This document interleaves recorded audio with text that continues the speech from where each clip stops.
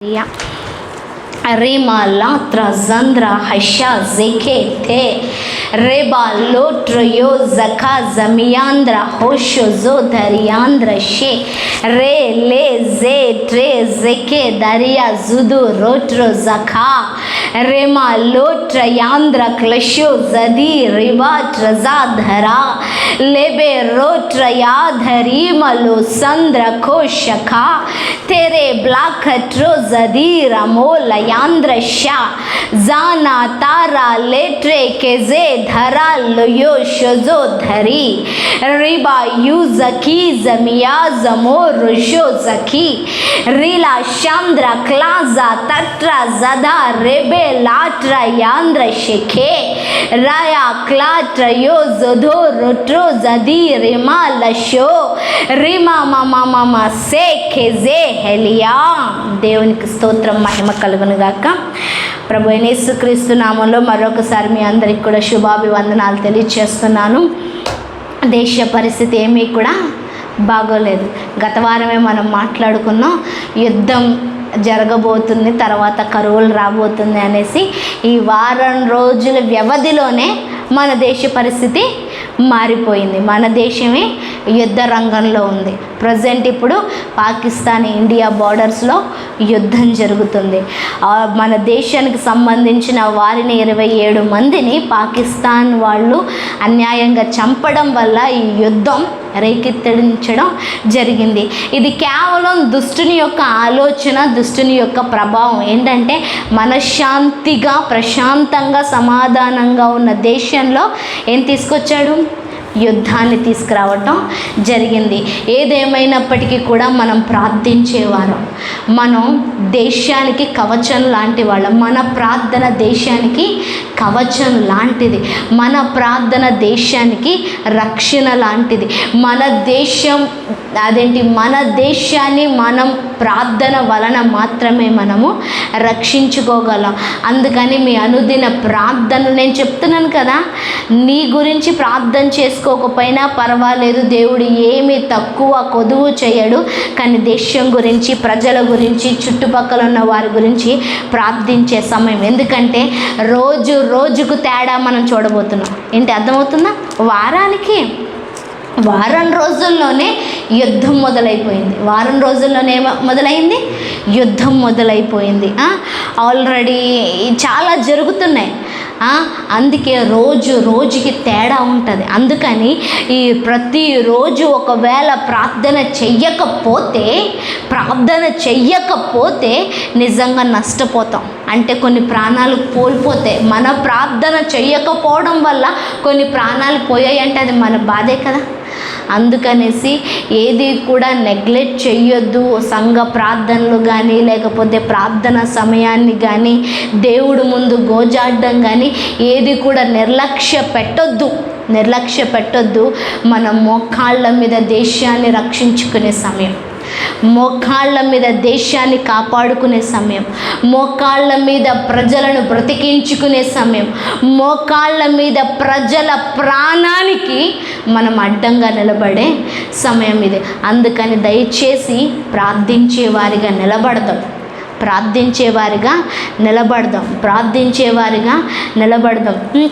ఎఫెస్సీలకు రాసిన పత్రికను మనం ధ్యానం చేసుకుందాం. అపోజిట్ అయిన పౌలు ఎఫెస్సీలకు రాసిన పత్రిక 1వ అధ్యాయము 1 నుంచి కొన్ని వచనాలు నేను చదువుతున్నాను. అపోజిట్ అయిన పౌలు ఎఫెస్సీలకు రాసిన పత్రిక 1వ అధ్యాయము 1-2 వచనాలు నేను చదువుతున్నాను. దేవుని చిత్తము వలన యేసు క్రీస్తు అపోజిట్ అయిన పౌలు ఎఫెస్సీలోనున్న పరిశుద్ధులను క్రీస్తు యేసునందు విశ్వాసులైన వారికి శుభమని చెప్పి వ్రాయినది. మన తండ్రి అయిన దేవుని నుండి, ప్రభు అయిన యేసుక్రీస్తు నుండి మీకు కృపయు సమాధానము కలుగునుగాక. ఇది అపోజిట్ అయిన పౌలు ఖైదీగా జైల్లో ఉన్నప్పుడు ఎఫెస్సీ సంఘాన్ని బలపరచడానికి రాసిన వాక్యం. అర్థమవుతుందా? నా వైపు చూడండి. అపోజిట్ అయిన పౌలు జైల్లో ఉండి ఎఫెసీ సంఘానికి రాసిన పత్రిక. తనని బలపరచమని రాస్తున్న పత్రిక కాదు, నాకు సహాయం చెయ్యండి అని రాస్తున్న పత్రిక కాదు, లేకపోతే నేను చాలా దుఃఖంలో ఉన్నాను, చాలా ఒంటరివాడిగా ఉన్నాను, లేదంటే దేవుడు నన్ను జైల్లోంచి బయటికి తీసుకురాలేదు, రక్షించలేదు అని రాసిన పత్రిక కూడా కాదు. ఏంటి పత్రిక అనేసి చూసినట్లయితే బయటున్న సంఘం గందరగోళం అయిపోయింది. బయటున్న సంఘాలు ఎలా ఉన్నాయి? గందరగోళ స్థితిలో ఉన్నాయి. చెప్పాలంటే లోకము సంఘము కలిసిపోయింది. అదేంటి, వారి ఆచారాలు కానీ వారి పద్ధతులు కానీ సంఘానికి ఉన్న స్టాండర్డ్స్ మెయింటైన్ చేయట్లేదు. ప్రతి సంఘానికి కూడా సరిహద్దులు ఉంటాయి. ప్రతి సంఘానికి కూడా ఏంటి అంటే నియమాలు ఉంటాయి. మనం ఇక్కడికి వెళ్ళకూడదు, మనం ఇలా మాట్లాడకూడదు, మనం ఇలా జీవించకూడదు, మన పరిశుద్ధత పద్ధతి, మన కుటుంబము, మన నియమాలు అన్న ఆ యొక్క స్టాండర్డ్స్ అన్నీ కూడా వారు తప్పిపోయి జీవిస్తున్నారనమాట. తప్పిపోయి జీవిస్తున్నప్పుడు అప్పుడు వారిని సరిచెయ్యటానికి, సరిదిద్దటానికి, వారిని మళ్ళీ మొదటి ప్రేమలోనికి తీసుకురావటానికి, వాళ్ళని మళ్ళీ మొదటి స్థానంలోనికి దేవుడికి కనెక్ట్ చేయటానికి అపోజిట్ అయిన పౌలు ఎఫెసీ సంఘానికి పత్రికను రాస్తున్నాడు అనమాట. అక్కడ ఏమంటున్నాడంటే, దేవుని చిత్తము వలన క్రీస్తు యేసు అపోజిట్ అయిన పౌలు అంటే ఏంటి? నేను అపోస్తులుగా ఉండటానికి పిలువబడ్డాను, నేనేదో వచ్చింది కాదు, నన్ను ఎవరో మనుషులు నియమించినది కాదు, అది కేవలం దేవుని చిత్తమే. అది కేవలం దేవుని చిత్తమే. జాగ్రత్తగా వినండి. ప్రతి ఒక్కరి పట్ల దేవుడు ఒక చిత్తాన్ని కలిగి ఉంటాడు. ప్రతి ఒక్కరి పట్ల దేవుడు ఒక ఉద్దేశాన్ని కలిగి ఉంటాడు. ప్రతి ఒక్కరి పట్ల దేవుడు ఒక ప్రణాళిక కలిగి ఉంటాడు. అపోస్తులుడు అన్న మాటకు అర్థము పంపబడినవాడు. ఏమని? పంపబడినవాడు అని అర్థం. అంటే ఏంటి? నేను దేవుని చేత పంపబడిన సేవకుడిని. ఎవరి చేత? దేవుని చేత పంపబడిన సేవకుడిని. ఒక విషయం చెప్తాను. ఇప్పుడు మనం పలానా పక్కింటి వాళ్ళ ఇంటికి కానీ లేదంటే చుట్టాల ఇంటికి కానీ మన పిల్లల్ని ఎవరో ఒకరిని ఇచ్చి పంపిస్తాం. అయితే ఏ కూర ఇచ్చి పంపిస్తామో, లేదంటే ఏ వస్తువులు ఇచ్చి పంపిస్తామో, లేదంటే ఇది చేయరా అది చేయరా అంటాం. వెళ్ళినోడు మనం చెప్పిన మాటలే చెప్తాడు. మా నాన్న ఇలా చెప్పమన్నాడు, మా మమ్మీ ఇలా చెప్పమంది, ఇలా కలుద్దామంది, ఇలా వెళ్దామంది, ఆ టైం అంట, అక్కడంట, లేదంటే మా నాన్న ఇది ఇమ్మన్నాడు, లేదంటే మా నాన్న ఇది ఇచ్చాడు అని చెప్తారు. అవునా? ఎందుకు? వాళ్ళ డాడీ పంపించాడు కాబట్టి వాళ్ళ డాడీ చెప్పిన మాటలన్నిటిని కూడా ఏం చేస్తున్నాడు? అక్కడ తెలియజేస్తున్నాడు, స్థిరపరుస్తున్నాడు. అట్లాగే పౌలు కూడా దేవుని చేత పంపబడ్డాడు. ఎందుకు అంటే ప్రజల్ని విడిపించటానికి, ప్రజల్ని రక్షించడానికి, ప్రజల్ని కాపాడడానికి, ప్రజల చుట్టూ వలయంలాగా కమ్ముకున్న ఈ ఆచారాల్ని కానీ, ఈ అనవసరమైన పద్ధతులను కానీ, దేవునికి వ్యతిరేకమైన వాటన్నిటిని కూడా తుడిచివేసి దేవుడి రాజ్యానికి ఎలాగ మనం ఉండాలో, దేవుడి రాజ్యంలో నివసించడానికి గల అదేంటి పాత్ర ఏంటో, దేవుడు రాజ్యంలో నివసించాలంటే మనం ఎలా ఉండాలో అవన్నీ కూడా పౌలు ఏం చేస్తున్నాడు? తెలియజేస్తున్నాడు. ఇప్పుడు యుఎస్కి వెళ్ళినప్పుడు మన ఇక్కడ ఎండలో ఖద్దర్ షర్ట్లు వేసుకున్నట్టు, ఏంటి కాటన్ షర్ట్లు వేసుకున్నట్టు అలా అక్కడ పట్టుకెళ్తే బాగోదు. ఎందుకు చెప్పనా? అక్కడ చలి వాతావరణం వేరే, అక్కడ వాతావరణం వేరే, అదంతా మంచుతో కూడిన ప్రాంతం కాబట్టి చలి కాయబడ్డానికి దల్సర్ బట్టలు తీసుకొని వెళ్తారు. అర్థమవుతుందా? అట్లాగా వాళ్ళు ఇక్కడికి వచ్చినప్పుడు వాళ్ళలాగా దల్సర్ బట్టలు ఇక్కడ వేసుకుంటే పని అవ్వదు. ఎందుకంటే మనది వేడి ప్రాంతం కాబట్టి, ఎండ ప్రాంతం కాబట్టి పల్సని టీషర్ట్లు, పల్సని షర్ట్లు వేసుకోవాలా. ఎందుకు? ఇక్కడ వేడి చెమట ఎక్కువ కాబట్టి. అలాగే మనము పరలోక రాజ్యానికి వెళ్ళి ఆయనతో పాటు నివసించాలి అంటే ఆయన నియమాలు, ఆయన లక్షణాలు, ఆయన మార్గాలు, ఆయన స్టాండర్డ్స్, ఆయన జీవితం కలిగితేనే అక్కడ జీవించగలం. ఇక్కడ జీవించినట్టు అక్కడ జీవించటానికి పని అవ్వదు. అందుకే పౌలు పంపబడ్డాడు. నాకు యేసయ్య చూపిస్తున్నాడు ప్రత్యక్షతలు. నీ గుణం బాలేదు, నీ ఆలోచన బాలేదు, నీ జీవితం బాలేదు, నువ్వు వెలుగుగా ఉండట్లేదు, నువ్వు ప్రార్థించట్లేదు, దేవుణ్ణి చూపించట్లేదు, దేవుడితో కలిసి జీవించట్లేదు, స్వార్థంతో ఉన్నావు, నేను అని మిగిలిపోతున్నావు, సంఘంలో కలవట్లేదు, సంఘంలో విభేదాలు పుట్టిస్తున్నావు అని ఇవన్నీ విషయాలు చెప్పుతూ సరిచేస్తూ వాళ్ళందరినీ ఎవరి కోసం సిద్ధపరుస్తున్నాడు? దేనికోసం? దేవుని రాజ్యం కోసం సిద్ధపరుస్తున్నాడు. ఇప్పుడు ఇండియాలో ఉండాలి అంటే అవర్ ప్రైమ్ మినిస్టర్ మోడీ గారు చెప్పిన మాటల్ని వినాలి, ఎందుకంటే ఆయన అధికారం కింద ఉన్నాం. అలాగే దేవుడి రాజ్యంలో ఉండాలంటే మన రాజు అయిన యేసు క్రీస్తు ప్రభువారు చెప్తున్న మాటల్ని వినాల. లేదు అంటే అక్కడ మనం నివసించలేం. డైరెక్ట్గా అక్కడికి వెళ్ళిన తర్వాత వినడానికి అవ్వదు. అందుకే ఇక్కడ నేర్చుకోవాలి. ఎక్కడ నేర్చుకోవాలా? ఇక్కడ నేర్చుకోవాలి. అందుకు ప్రతిదినం ప్రభువా నీ రాజ్యంలో ఉండటానికి నేను ఎలా ఉండాలా, నీ రాజ్యంలో నివసించడానికి నా జీవితం ఎలా ఉండాలా, నీ రాజ్యంలో నివసించటానికి నేను ఎలా బ్రతకాలా, ఈరోజు నేను జీవించానే పొద్దుటి నుంచి సాయంత్రం వరకు ఈ జీవితం బాగుందా బాలేదా, ఏం సరి చేసుకోవాలా అని ఎప్పుడుకప్పుడు మనము సరి చెయ్యబడకపోతే అక్కడ పనికిరాం. ఈరోజు అపోజ్డ్ అయిన పౌలు పంపబడ్డాడు. నేను చెప్తున్నాను, నువ్వు నేను కూడా పంపబడ్డా ఈ లోకానికి. ఎస్, కొంతకాలం మనం బాలేదు, ఇప్పుడు సరిచేయబడాలా, అక్కడితో ఆగిపోకూడదు. మనం కూడా కొంతమందిని సరిచేయాలి. ఏం చేయాలా? సరిచేయాలి. అంటే ఏంటి? నువ్వు నేను కూడా పంపబడిన వాళ్ళమే. అర్థమవుతుందా? నువ్వు నేను మన కుటుంబాలకి, మన బంధువులకి, మన చుట్టూ ఉన్న ఫ్రెండ్స్ మధ్యలోనికి యేసుక్రీస్తు రాయబారులుగా పంపబడిన వారము. పంపబడిన తర్వాత మా నాన్న అయిన యేసయ్య మాటలు మాట్లాడకపోతే, నా తండ్రి అయిన యేసయ్య ఇది చెప్పాడు అని చెప్పకపోతే, నా తండ్రి ఇది ఇచ్చాడు తీసుకొని ఇవ్వకపోతే, నా తండ్రి ఇలా చేయమన్నాడు, ఇలా కలుసుకోమన్నాడు, అక్కడికి రమ్మన్నాడు అని మనం చెప్పకపోతే, we're representing our self, not our God. మనల్ని చూపిస్తున్నాం తప్ప మన తండ్రి అయిన యేసయ్యను చూపించట్లేదు. దానివల్ల నష్టం మనకి మాత్రమే కాదు, దేవుడి రాజ్యాన్ని మనం నాశనం చేస్తున్నాం. అర్థమవుతుందా? దేవుడి రాజ్యాన్ని మనం ఏం చేస్తున్నాం? నాశనం చేస్తున్నాం. అందుకని ఒక నలుగురుగా మీరు కూర్చున్నప్పుడు ఒక్కసారి ఆలోచించు, దేవుడి చేత పంపబడ్డావు కదా, దేవుడి మాటలు ఏమన్నా మాట్లాడుతున్నామా? నలుగురుగా కూర్చున్నప్పుడు ఎస్, మీరు ఎంచక్క నవ్వుకోండి, తప్పులేదు, కానీ అందులో దేవుడి మాటలు ఉన్నాయా? దేవుడు మాట్లాడమంటున్నా. ఎందుకంటే చాలా దగ్గరగా ఉన్నాము మనం. దేనికి? అంతానికి చాలా దగ్గరగా ఉన్నాం. ఈరోజు ఇక్కడ యుద్ధ వాతావరణంలో ఉన్నాము. నెక్స్ట్ యుద్ధం అయిపోయిన తర్వాత కరువు, యుద్ధం అయిపోయిన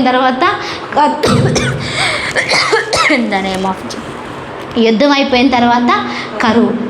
అందరూ అల్లకల్లోలం అయిపోతారు. కానీ దాంట్లో నువ్వు పడిపోకుండా, నువ్వు నాశనం అయిపోకుండా, నువ్వు కూడా ఆకలితో అలమటించకుండా సంరక్షింపబడాలి అంటే ఈరోజు ఎవరిని చూపించాలా? యేసయ్యని చూపించాలా. ఇంకో విషయం చెప్పనా, నువ్వు ఆ రాజును బట్టి నువ్వు బ్రతకటం మొదలు పెడితే, యేసయ్యని నీ తండ్రి పోలికలను చొప్పున నువ్వు బ్రతకటం మొదలు పెడితే, రేపు రాబోయే కరువు దినాల్లో నువ్వు అనేక మందిని పోషిస్తావు, నువ్వు అనేక మందిని బ్రతికిస్తావు, అనేక మందికి ఇస్తావు. అదేంటి ఇప్పుడు మా పరిస్థితి బాగాలేదని నువ్వు అనుకోవచ్చేమో, కానీ నేను చెప్తున్నాను కదా, విత్ ఇన్ డేస్లో నువ్వు నిజంగా దేవుడితో నీ మనస్సుని కలిపేసుకొని ఉంటే రాబోతున్న కరువు దినాలు నువ్వు అనేక మందికి పంచిపెడతావు. కరోనాలో పంచిపెట్టారా? ఏమన్నా ఇచ్చారా కరోనా రోజుల్లో? నాకు తెలుసు చాలామందికి బియ్యం, ఉప్పులు, పప్పులు, నూనెలు, ప్యాకెట్లు ఇవన్నీ కూడా పంపించడం ఎక్కడో తెలియనిగా, అదేంటి ఆ గుడిసెల దగ్గరికి అక్కడికి ఇక్కడికి పంపించడం తెలుసు. నా దగ్గర ఏమి బ్యాలెన్స్ బ్యాంక్ బ్యాలెన్స్ ఉందని చెప్పట్లే, ఎక్కడి నుంచి వచ్చినాయో తెలియదు డబ్బులు. అట్లా సరుకులు కొనడం పంపించడం, సరుకులు కొనడం చాలామంది పాస్టర్స్కి వాళ్ళని సంచులు తెచ్చుకోమని చెప్పి ఆ సంచిలో బియ్యం అంతా నింపి అవి ఇవి చేసి ఇచ్చి పంపించాం.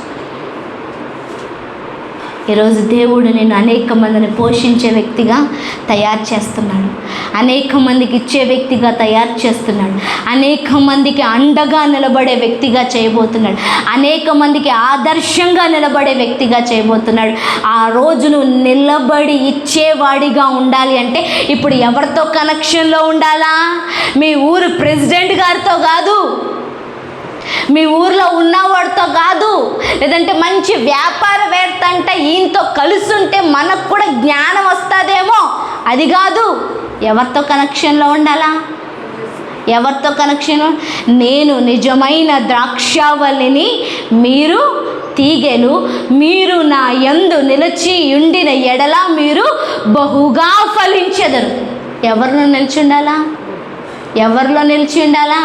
క్రీస్తులో నిలిచి ఉండాలా, యేసయ్యతో కలిసి ఉండాలా. ఎలాగైతే కొమ్మకి, ఎలాగైతే ఆ చెట్టుకి ఈ కొమ్మ ఎలాగైతే కనెక్ట్ చేయబడి ఉంటుందో అలాగే ఎప్పుడు కూడా మనం యేసయ్యతో కనెక్ట్ చేయబడి ఉండాలి. అంటే ఏంటి? నిత్యం మన మనసు, నేను అనేది ప్రతి చోట మోకాళ్ళి ప్రార్థన చేయమని చెప్పట్లే, కానీ నీ మనసు ప్రతిసారి దేవుడితో కనెక్ట్ చేయబడచ్చు, ప్రతిసారి నీ మనసు దేవుడితో కలుసుకోవచ్చు.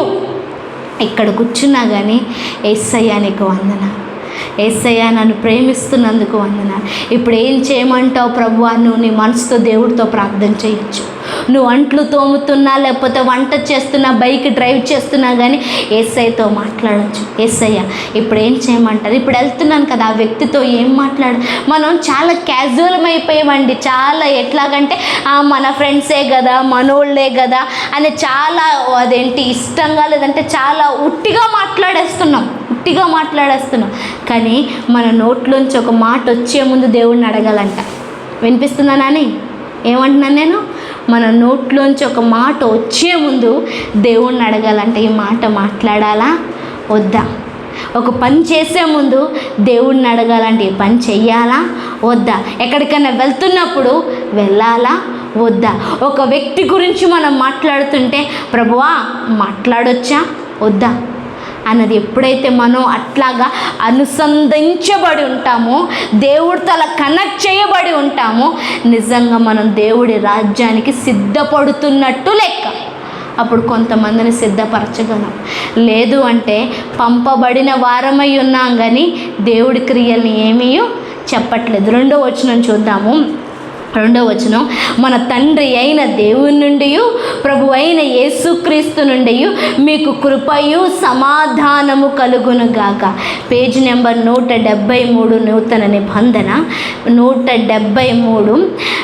మన తండ్రి అయిన దేవుని నుండి, ప్రభు అయిన యేసుక్రీస్తు నుండి మీకు కృపయు సమాధానము కలుగునుగాక. ఎవరికి కృపా సమాధానం కలుగుతుంది? ఎవరికి కృపా సమాధానం కలుగుతుంది?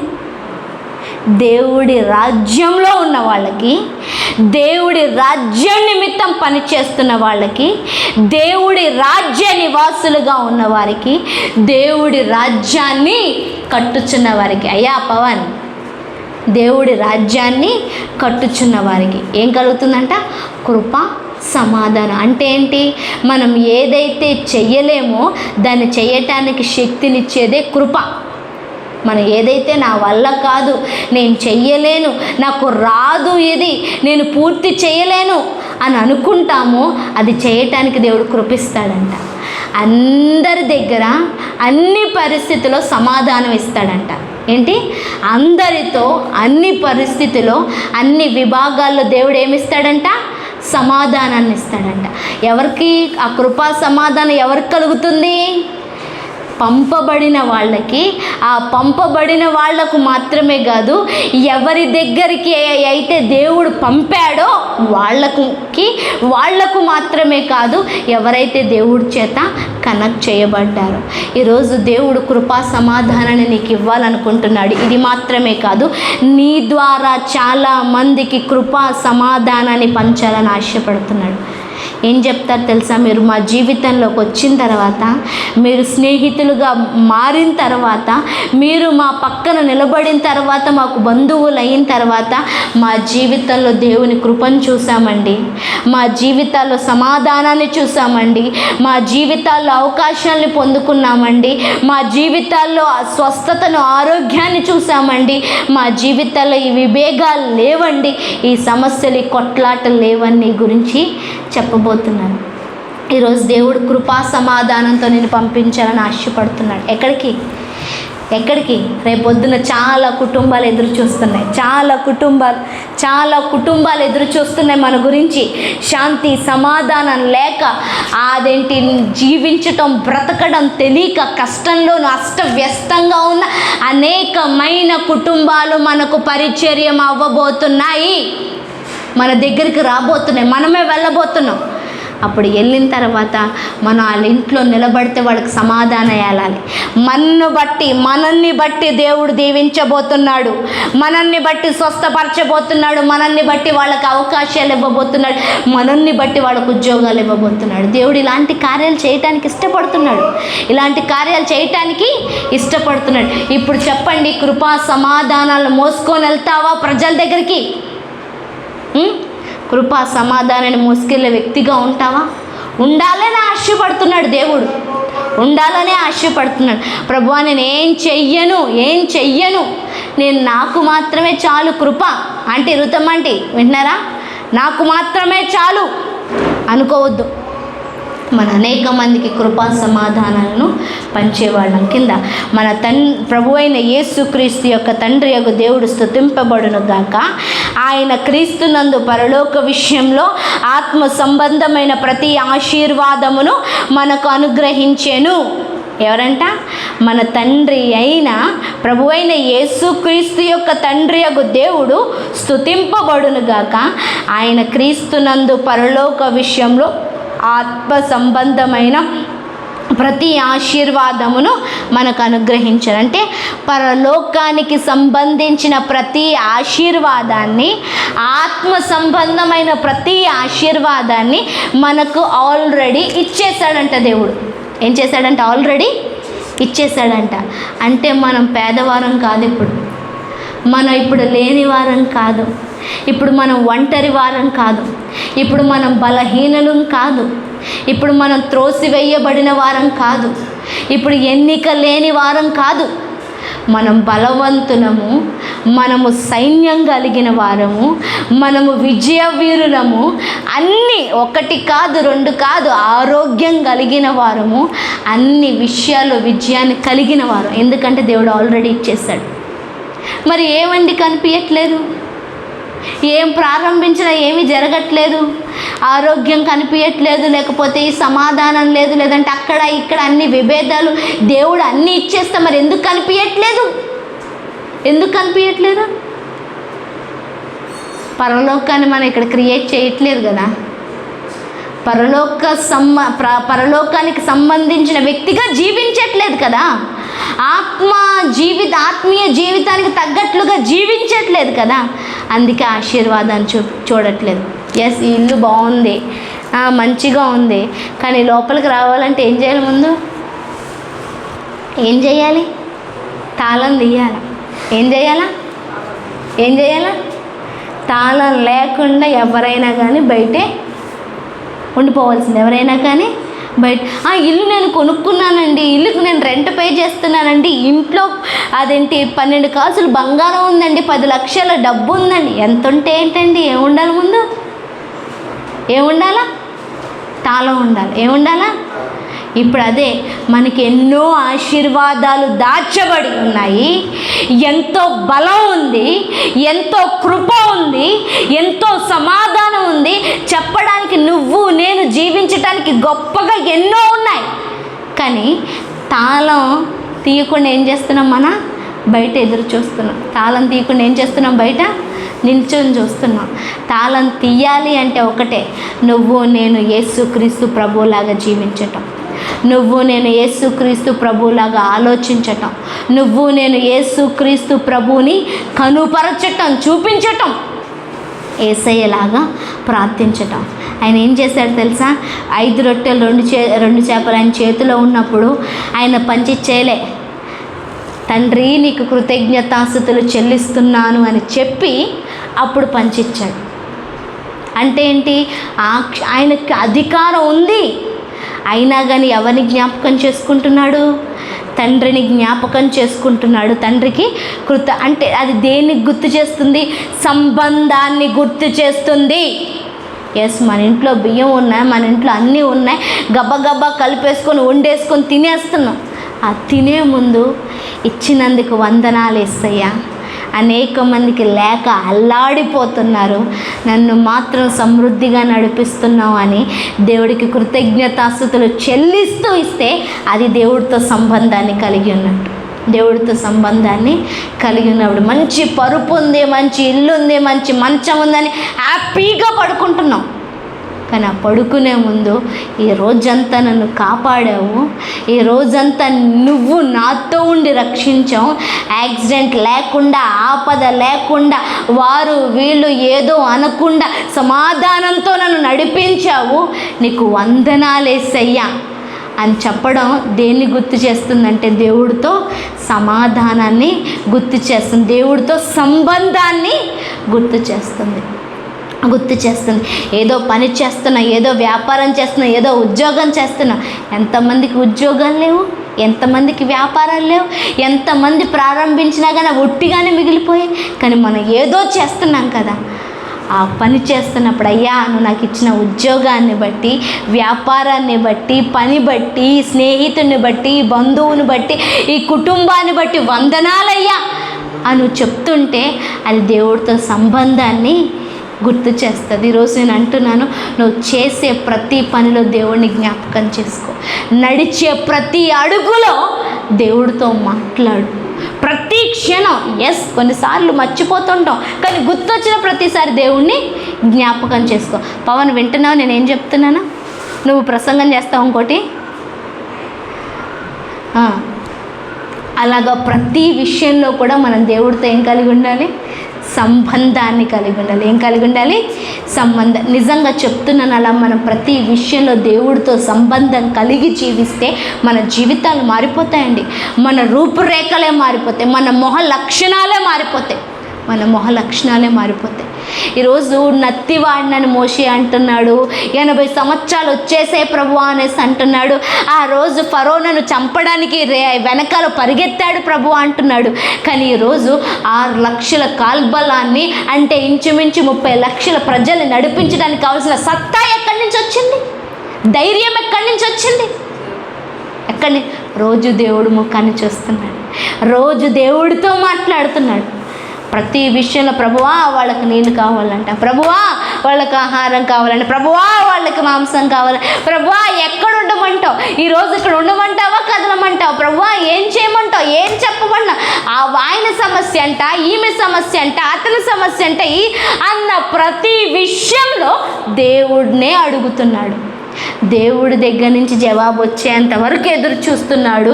దేవుడు చెప్పిన మాటే చెప్తున్నాడు. ఇలా దగ్గరైపోవడం వల్ల ప్రజలందరినీ దేవుడి రాజ్యానికి, అంటే దేవుడి స్వాస్యానికి చేర్చగలిగాడు. ఈరోజు అదే మనం కూడా చేద్దాం. ప్రతి విషయంలో యేసయ్య ఏం చేయమంటావు, లేదంటే యేసయ్య నీకు వందనాలు, లేదంటే ఆమె ఇలా అంది దానికి ఏం జవాబు చెప్పమంటావు, పలానోళ్ళు రమ్మన్నారు ఏం చేయమంటావు, లేదంటే ప్రభువా నాకు అర్థం కావట్లేదు బైబిల్ నాకు చెప్పు, లేదంటే పరిశుద్ధాత్మ తండ్రి ఏంటి అని ప్రతి విషయంలో మనం దేవుణ్ణి అడుగుతూ ఆత్మలో, నేను అంటున్న నోటితో కాదు, ఆత్మలో అడుగు.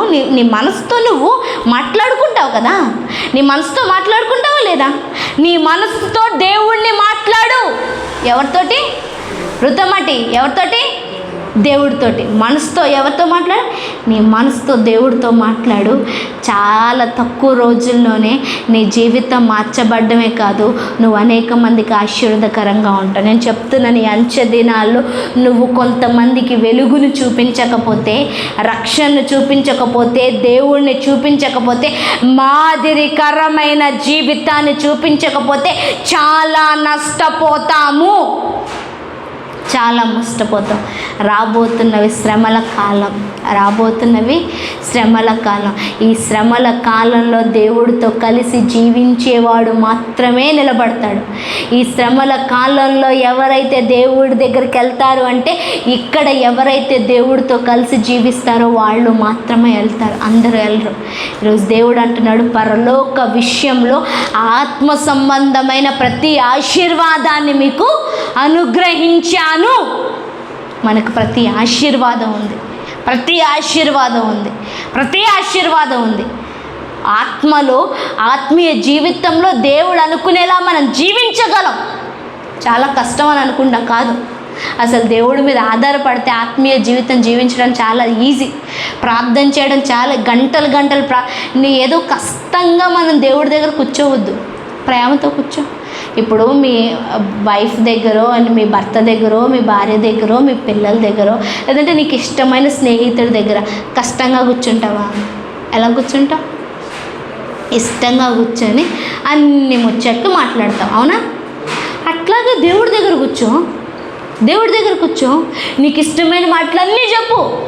వాళ్ళు ఇట్లా ప్రభువా, వీళ్ళు ఇట్లా ప్రభువా, ఇదిగో ఆమె జీవితం మార్చు ప్రభువా, ఆమెను బాగు చేయి ప్రభువా, ఇగో ఈమెకి స్వస్థత నీవు ప్రభువా, వాళ్ళ జీవితం ఆ తాగుబోతును మార్చు ప్రభువా. ఇష్టంగా మాట్లాడు. అప్పుడు టైం కూడా తెలీదు. ఇప్పుడు నీకు ప్రార్థన చేయడానికి అరగంటకి 10 నిమిషాలకు బాబోయ్ అని అనిపిస్తుంది. ఇష్టంగా దేవుడి దగ్గర కూర్చో, ప్రేమతో దేవుడి దగ్గర కూర్చో. 4 గంటలు కూడా సరిపో. ఈరోజు నేను అదే అంటున్నాను, ప్రేమతో కూర్చో దేవుని దగ్గర. ప్రార్థన అంటే ఏదో కాదండి, ప్రేమగా మాట్లాడటం. ప్రార్థన అంటే నువ్వు దేవుడితో ప్రేమగా మాట్లాడటం. విజ్ఞాపన అంటే ఇంకొక వ్యక్తి గురించి, ప్రభువా వాడు పాడైపోతున్నాడే, వాడిని బాగు చేయి. ఇప్పుడు అంటాం కదా కొంతమందితోటి, అయ్యా వీడికి ఉద్యోగం లేదు, మీ దగ్గర ఆఫీస్ ఉంది కదా, ఏదైనా ఒక ఉద్యోగం ఇవ్వండి అయ్యా అని అడుగుతామా లేదా? అట్లాగే యేసయ్య దగ్గర నిలబడి, అయ్యా వాడు బాగాలేదయ్యా, వాడి పరిస్థితి బాగు చెయ్యయ్యా, అయ్యా మా దేశంలో అధికారులు ఉన్నారయ్యా, మార్చయ్య వాళ్ళ మనసుల్ని, అయ్యా యుద్ధాలయ్యా, ప్రాణాలు పోతున్నాయ్యా, ఈ పరిస్థితులను కలగజేసుకోగయ్యా అని దేవుడితో ఇష్టంగా ప్రేమగా మాట్లాడడం. ఇదంతా అయిపోయిన ఒక్క 10 నిమిషాలు కాముగా ఉండు, దేవుడి స్వరం నీకు వినబడుతుంది. దేవుడు నీతో మాట్లాడడం నీకు వినబడుతుంది. దేవుడు ఏం చెయ్యబోతున్నాడో నీతో మాట్లాడతాడు. నీవు అడిగిన వాటన్నిటికీ జవాబులు ఇస్తాడు. నేను అంటున్నాను, ఈరోజు నుంచి కష్టంగా మాట్లాడద్దు. నువ్వు పరిశుద్ధంగా జీవించటం కష్టమైన పని కాదు. నువ్వు పవిత్రంగా జీవించటం కష్టమైన పని కాదు. నువ్వు దేవుడి నీతిని, రాజ్యాన్ని వెదకటం కష్టమైన పని కాదు. నువ్వు నీ జీవితాన్ని బాగు చేసుకోవడం కష్టమైన పని కాదు. నువ్వు ఇతరులకి బాగు చేయటం కష్టమైన పని కాదు. ఈ లోకంలో నువ్వు నీతిగా ఇతరులకి నీతిని చూపించడం కష్టమైన పని కాదు. ఎందుకంటే ఆల్రెడీ దేవుడు ఇచ్చేశాడు. పరలోక విషయంలో ఆత్మ సంబంధమైన ప్రతి ఆశీర్వాదమును మనకి అనుగ్రహించాడు. ప్రతి ఆశీర్వాదాన్ని మనకి అనుగ్రహించాడు. అంటే ఈరోజు నుంచి నువ్వు ఎన్ని గంటలైన ప్రార్థన చేయగలవు. ఈ కింద చూస్తే ఎట్లాగనగా తన ప్రియుని యందు తాను ఉచితముగా మనకు అనుగ్రహించిన తన కృపా మహిమకు కీర్తి కలుగునట్లు తన చిత్త ప్రకారమైన దయా సంకల్పము చొప్పున యేసుక్రీస్తు ద్వారా తనకు కుమారులుగా స్వీకరించుటకై మనలను ముందుగా తన కోసము నిర్ణయించుకొని మనము తన ఎదుట పరిశుద్ధులమును నిర్దోషులమునై ఉండవలనని జగత్ పునాది వేయబడకమునిపే ప్రేమ చేత ఆయన క్రీస్తులో మనలను ఏర్పరచుకున్నాడు. ఎట్లా ఏర్పరచుకున్నాడంట? జగత్తుకి పునాది వేయబడక మునిపే. అంటే మన ఆది కాండంలో చూస్తాం కదా, భూమిని సృష్టించాడు, ఆకాశాన్ని సృష్టించాడు, సూర్యచంద్ర నక్షత్రాలను సృష్టించాడు. అవి సృష్టించక ముందే దేవుడు నిన్ను నన్ను చూశాడంట. అప్పుడే నిన్ను నన్ను ప్రేమించాడంట. అప్పుడే అంటే అప్పుడే తెలుసు, అంటే కొన్ని వేల సంవత్సరాల క్రితం అదేంటి రూతమ్మ ఉంటుంది, పవన్ ఉంటాడు, జ్యోతి ఉంటుంది, సత్యవతి ఉంటుంది అని చూసి దేవుడు ఏం చేశాడంటే అప్పటి నుంచే మనల్ని ప్రేమిస్తున్నాడంట. ఎప్పటి నుంచి? కొన్ని వేల సంవత్సరాల నుంచి దేవుడు మనల్ని ప్రేమిస్తున్నాడంట. ఎందుకు ఆ ప్రేమ? ఆ ప్రేమ అంట మనము నిర్దోషులుగా ఉండాలని, పరిశుద్ధులుగా ఉండాలని ఆశపడుతుందంట. ఏంటి? దేవుడి ప్రేమ మనం ఎలా ఉండాలని ఆశపడుతుంది? నిర్దోషులమును పరిశుద్ధులమును అయి ఉండాలని. ఒక విషయం చెప్పనా, దేవుడు మనల్ని తప్పు చేస్తున్న వాళ్ళగా ఎన్నడూ చూడడు. దేవుడు నిర్దోషులుగానే చూస్తాడు. ప్రేమిస్తున్నాడు కదా, ఏం చేస్తున్నాడు?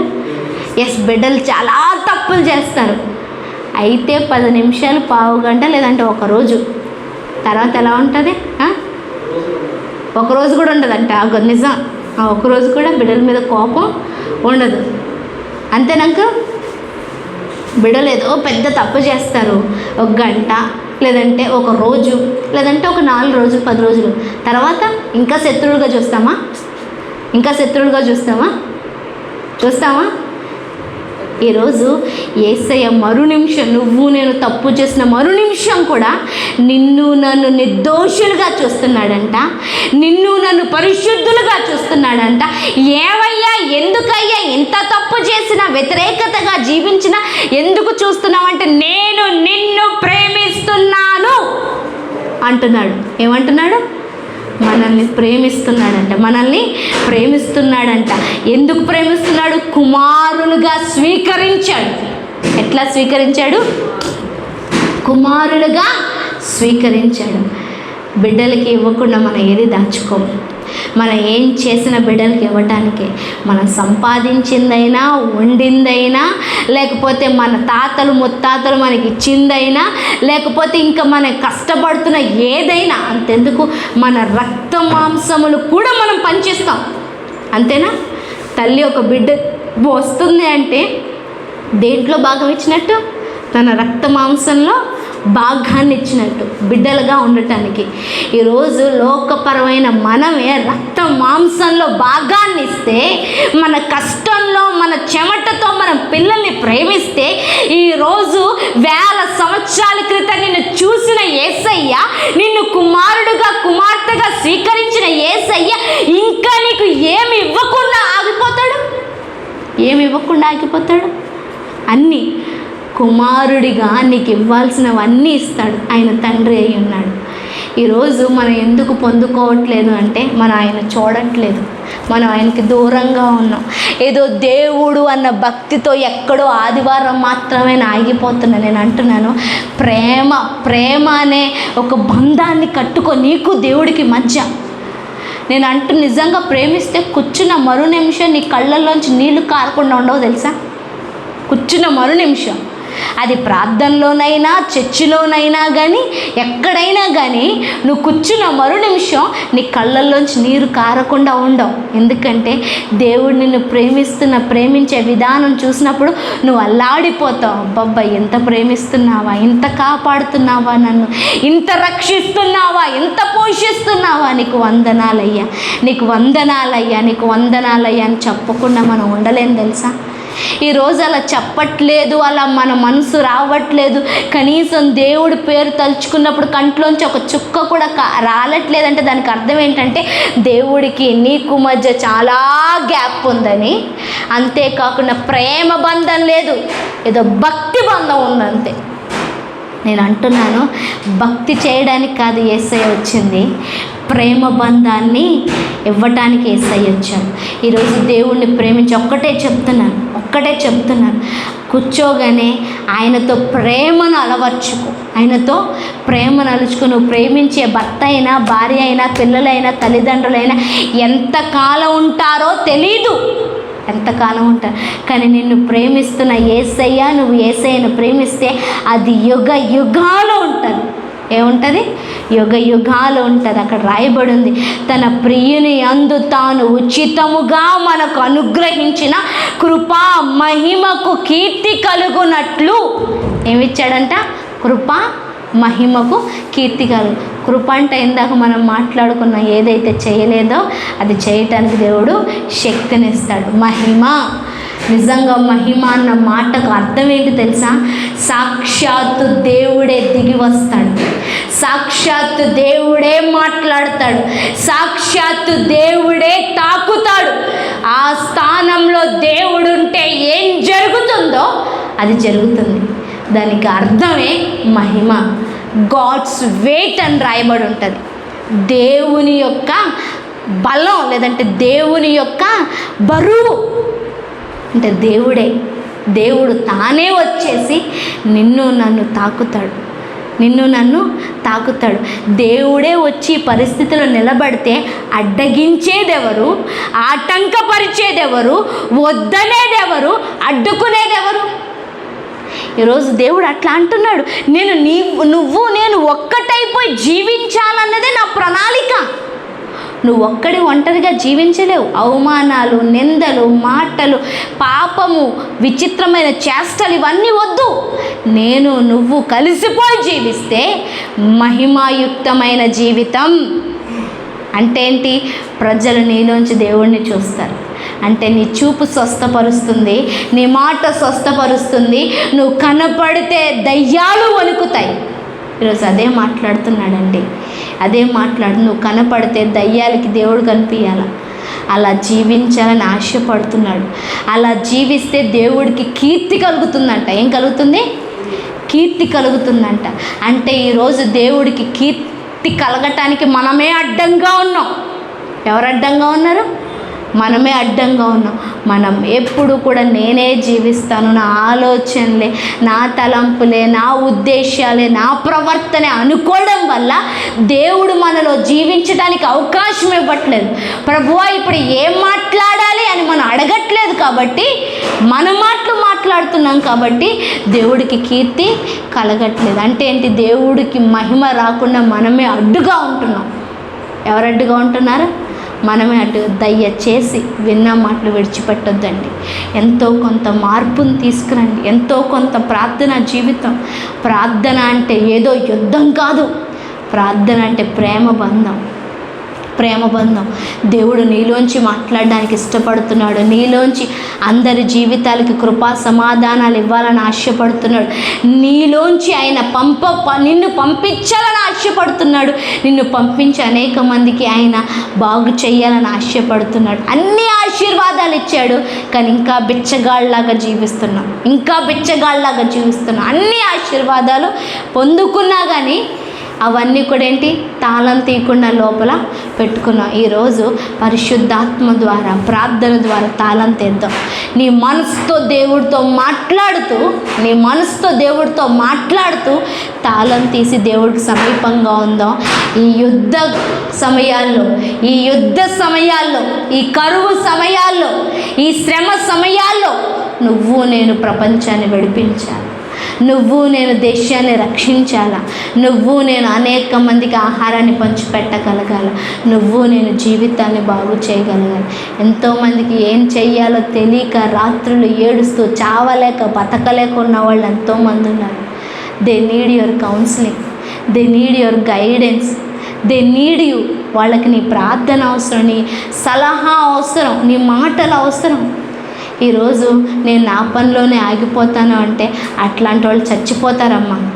వాళ్ళు చచ్చిపోతే వాళ్ళ లెక్క ఎవరు చెప్తారు? అందుకని మనం నిలబడదాం, ప్రార్థన చేసుకుందాం. దేవా మీకు స్తోత్రాలు, రాజా మీకు వందనాలు, సహాయకుడా మీకు వందనాలు తండ్రి. అందరం మోకాళ్ళు వేసి వీలైతే అందరం ప్రార్థన చేద్దాం. దేవా నీకు స్తోత్రాలు.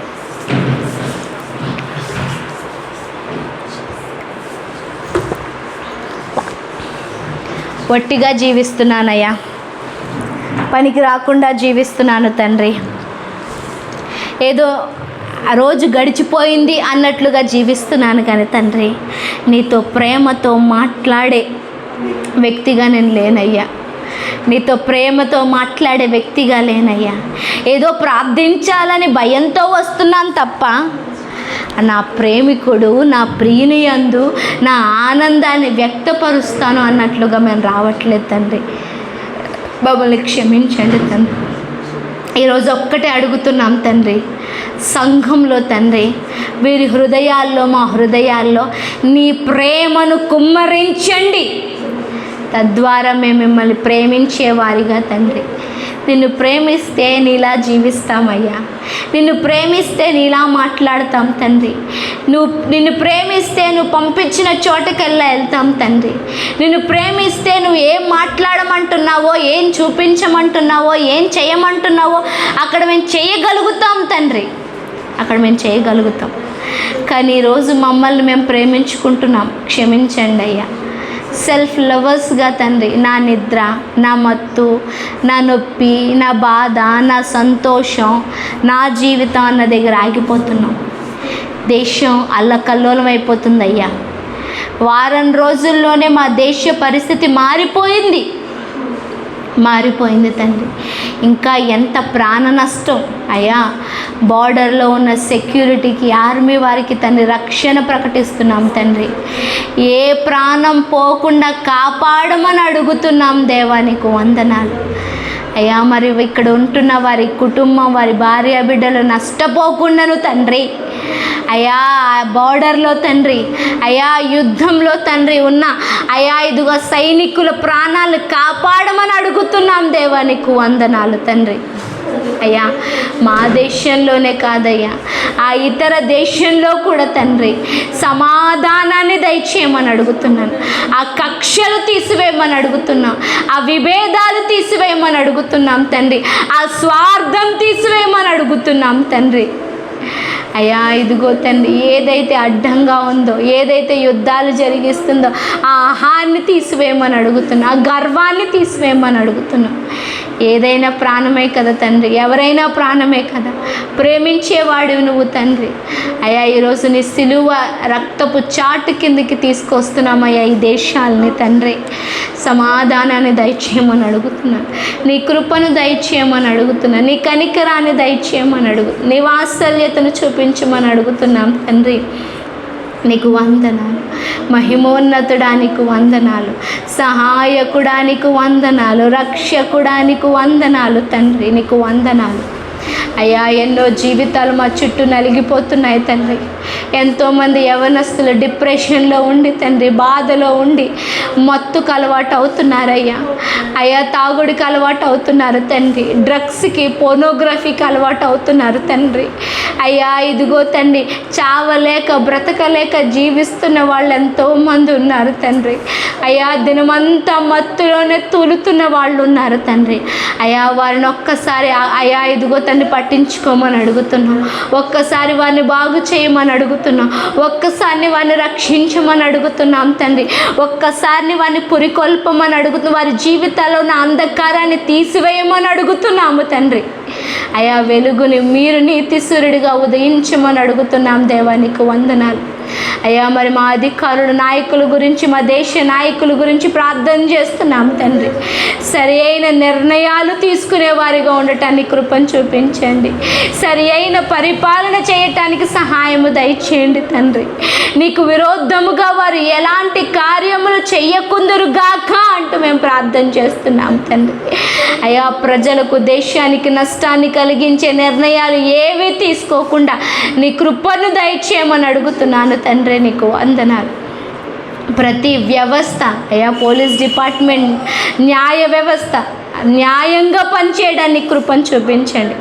ఎంతోమంది క్యూలో నించొని ఏడుస్తున్నారు, న్యాయం జరిపించండి అని అయ్యా. పట్టించుకునే వాళ్ళు లేరు తండ్రి అయ్యా. నీతి సూర్యుడు, న్యాయాధిపతివి తండ్రి అయ్యా. న్యాయాన్ని జరిపించమని అడుగుతున్నాం తండ్రి, న్యాయాన్ని జరిపించండి తండ్రి. ఎక్కడ చూసినా మోసం మోసం మోసం మోసం చేసి బ్రతకాల, మోసం చేసి డబ్బు సంపాదించాలన్నది ఎక్కువైపోయింది తండ్రి అయ్యా. ఒక్కసారి వారితో మాట్లాడమని అడుగుతున్నాం దేవా, నీకు వందనాలు.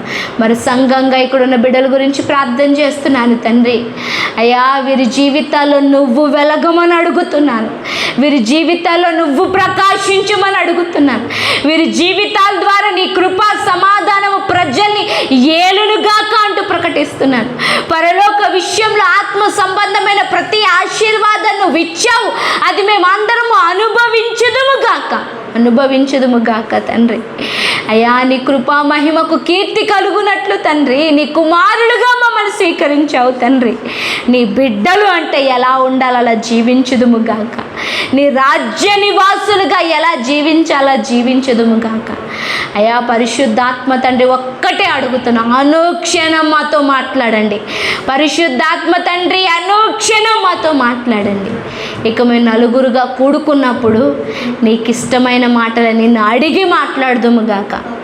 అయ్యా ఏదో వేళాకోలో లేదా అది ఇది అనేసి నోట్లో వచ్చిందల్లా మాట్లాడకుండా తండ్రి నిన్ను అడిగి తండ్రి అలా మా నోటిని హద్దులో పెట్టుకొని తండ్రి మా చుట్టూ ఉన్న వారి కోసం ప్రార్థించే వారిగా ఉందుముగాక. అలా సంఘాన్ని దీవిస్తూ ఆశీర్వదిస్తూ యేసు నామంలో ప్రార్థిస్తున్నాము తండ్రి, ఆమేన్. అదేవిధంగా ప్రార్థనలో ఉందాం, ఆయన బలను సమీపిద్దాం.